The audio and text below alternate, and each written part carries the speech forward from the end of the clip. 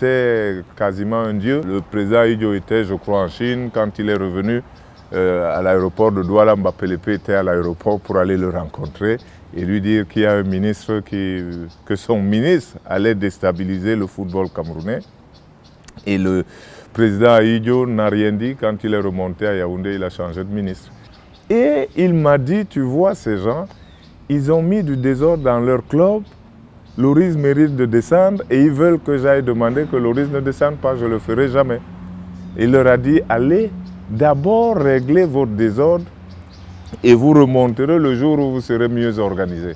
Je dois rappeler que depuis 1972, Loris est en 2e division et que quelquefois, si Loris n'est pas allé plus bas, c'est grâce ou à cause de certaines magouilles.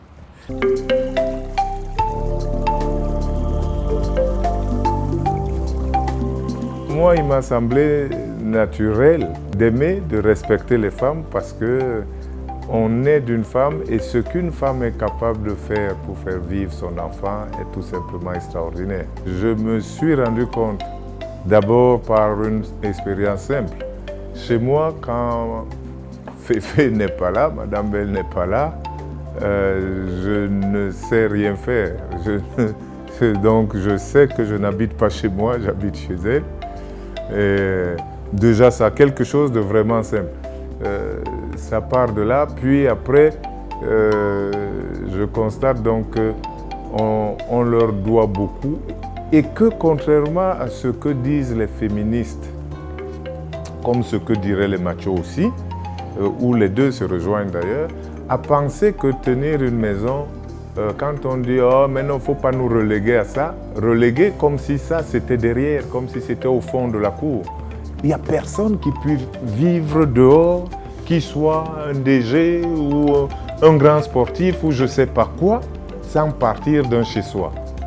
Tout ce que nous voyons dans la vie, dans la société qui va mal, part d'une éducation ratée.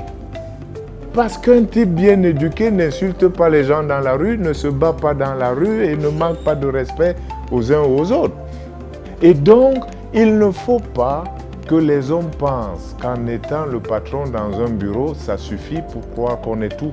Parce que le patron dans un bureau qui vivrait dans une maison pas bien tenue sera forcément un mauvais patron, qu'on ne vous trompe pas. La vie c'est une question d'harmonie, donc d'équilibre. Donc si vous n'avez pas ça, vous ne pouvez pas faire ce que vous prétendez être grand dehors et le réussir, c'est pas vrai.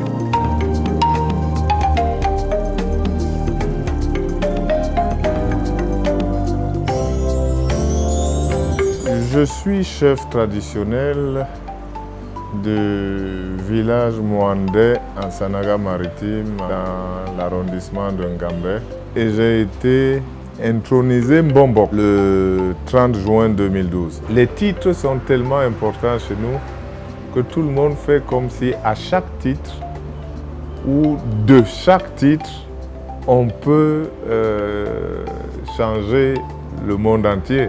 Le chef est là pour encadrer ses populations, pour les aider à mieux vivre ensemble, à mieux comprendre certaines choses et à servir aussi de relais par rapport à l'administration pour faire comprendre les positions de l'administration, mais aussi pour faire comprendre à l'administration la position des administrés et donc des villageois. Mbombok, c'est plus traditionnel encore que la chefferie parce que Mbombok c'est antérieur à la chefferie et Mbombok n'a pas toujours quelque chose à voir avec la chefferie. On peut être Mbombok et pas chef, on peut être chef et pas Mbombok. Et dans la tradition, il n'y a pas de hiérarchie. Chef, c'est administratif, alors que Mbombok, c'est la philosophie traditionnelle.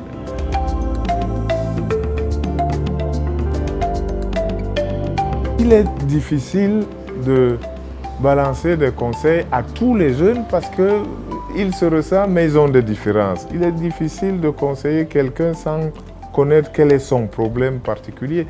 Mais ce qui est sûr aussi, c'est que pour un jeune, il y a des critères pour réussir. Si tant il est qu'on considère que la réussite c'est autre chose que d'avoir de l'argent. La réussite, réside dans la maîtrise qu'on peut avoir de soi et de la vie. Et ça, je pense qu'il faut ouvrir les yeux assez tôt pour voir que la première marche doit être l'humilité, parce qu'elle vous permet d'écouter et d'apprendre. Ensuite, si vous avez cela, le travail, et le travail, ce n'est pas d'aller couper, d'aller abattre toute la forêt. Le travail, je crois que c'est surtout le comment on travaille qui est important avant la quantité de travail. Donc le comment on travaille doit importer et on doit chercher à savoir comment on fait pour changer quelque chose, pour apporter quelque chose. Et en l'occurrence, pour apporter quelque chose à soi-même. La plus grande compétition, ce n'est pas avec les autres, ce n'est pas contre les autres, c'est d'abord avec soi-même. Et il faut savoir qu'il y a cette obligation à gagner le combat interne avant de penser qu'on pourrait gagner un combat externe. Les combats externes sont une illusion. On doit, et le combat interne, c'est celui qui vous permet de maîtriser la vie, c'est celui qui permet de maîtriser votre vie, de vous connaître, de savoir où vous allez, qu'est-ce que vous devez changer. Donc ne regardez jamais les autres comme la cause de ce qui vous arrive. Regardez peut-être les autres pour apprendre quelque chose d'eux, mais c'est chez vous qu'il y a quelque chose à corriger, c'est chez vous qu'il y a des choses à améliorer. Et ce qui veut dire qu'en définitive, réussir dans la vie ne dépend pas des autres, dépend de vous-même. Nous complétons l'entretien que nous venons de voir avec Joseph-Antoine Bell, devrais-je dire le consultant ou Sa Majesté. Mais à tout le moins, il a accepté que nous venions sur ce terrain. Joseph-Antoine Bell, c'est le stade Mbappé-Lépée, c'est comme ça qu'il est appelé ici à Douala. Une émotion particulière du nom du stade ou simplement le fait d'être sur un terrain de football après avoir accroché vos gants comme on l'a vu tout à l'heure? C'est des sentiments multiples. Le premier, c'est que vous m'amenez dans les buts. Je crois que j'ai commencé ici. Et surtout, je suis adossé à un poteau comme du temps où je jouais. Le stade s'appelle aujourd'hui Mbappé-Lépée, mais il s'appelait tout simplement Stade Aqua à cette époque-là. Et l'émotion, c'est qu'il s'appelle Mbappé-Lépée sans qu'on ait écrit cela nulle part. C'est vraiment, vraiment regrettable. Si on veut faire honneur à Mbappé-Lépée, qu'on le fasse, qu'on écrive quelque part Stade Mbappé-Lépée et surtout qu'on le transforme et qu'il ne soit pas ce qu'il est aujourd'hui, c'est-à-dire beaucoup moins bien qu'à l'époque où Mbappé-Lépée jouait ici. J'ai vu le livre que vous avez, votre autobiographie que vous avez fait paraître. Est-ce que précisément vous avez le sentiment que si vous étiez moins attaché à la manifestation de la vérité et de la justice, vous aurez fait, à votre avis, une meilleure carrière ou vous êtes content de celle que vous avez faite? Je sais qu'en termes de statistiques, oui, j'aurais pu mieux faire, mais je sais aussi que j'aurais pu moins bien faire. Je suis heureux de ce que j'ai fait, basé sur la vérité, basé sur la justice, parce que ça fait que je n'ai pas de regrets. Quel est votre souhait aujourd'hui pour le football camerounais? Puisqu'on le voit bien, vous continuez à réfléchir et à penser pour le football. Notre football est au fond du trou. Il y a très longtemps que je mettais en garde parce que je ne voulais pas qu'on en arrive là. Aujourd'hui, c'est tout le monde qui peut le dire. Les enfants le disent, les jeunes le disent, les moins jeunes le disent et tout le monde peut le constater. Les étrangers s'apitoient sur nous. Mais malheureusement, il reste encore une poignée de Camerounais qui, tout en étant au fond du trou, creusent encore, veulent nous amener encore plus bas. Je pense qu'on a atteint une limite parce que dans chaque sens, il y a une limite. Et là, nous sommes dans la limite inférieure, il va falloir qu'on rebondisse. Joseph-Antoine Bell, je voudrais vous demander si, étant dans la cage, vous avez publié ici « Vue de ma cage » et vous venez de dire encore ce que vous avez vu de votre cage. Est-ce qu'une seule fois, vous vous êtes senti enfermé dans la cage? Non, je ne me suis jamais senti enfermé. Précisément, j'ai toujours dit que l'homme était né pour être libre. Et j'ai dit qu'un homme qui a faim n'est pas libre. Et j'avais dit donc que je ferais tout pour ne pas avoir faim. Parce qu'effectivement, avoir faim, ce n'est pas manquer de tout. Si vous maîtrisez la vie, si vous ne manquez de rien, et manquer de rien est une question de besoin.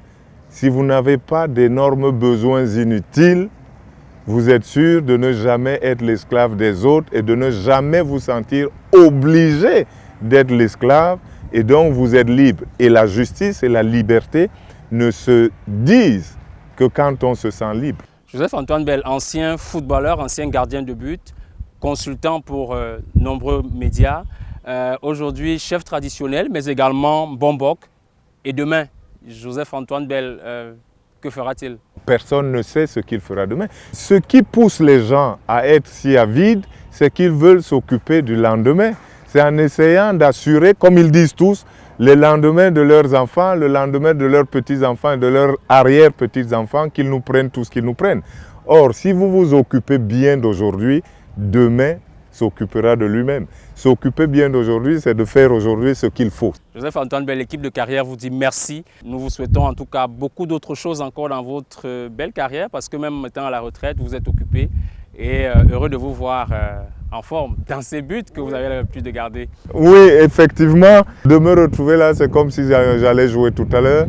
Mais rassurez-vous, aujourd'hui, je fais semblant de jouer, je ne joue plus. J'ai suffisamment joué et j'ai joué vraiment très longtemps. Donc, c'est chacun son tour. J'ai joué, j'ai vécu, j'ai fait des choses. Et surtout, j'essaie de faire les choses de manière que mes enfants n'aient pas à faire ce que j'aurais pu faire avant eux. Joseph-Antoine Bell, merci. L'équipe de carrière est très heureuse. Eh bien, moi aussi, je suis heureux pour vous. J'espère que les téléspectateurs ont découvert quelque chose, que les plus jeunes ont appris quelque chose, que les moins jeunes ont peut-être renforcé ce qu'ils savaient déjà. Merci encore. En football comme en entreprise, faire passer ses idées n'est pas toujours facile.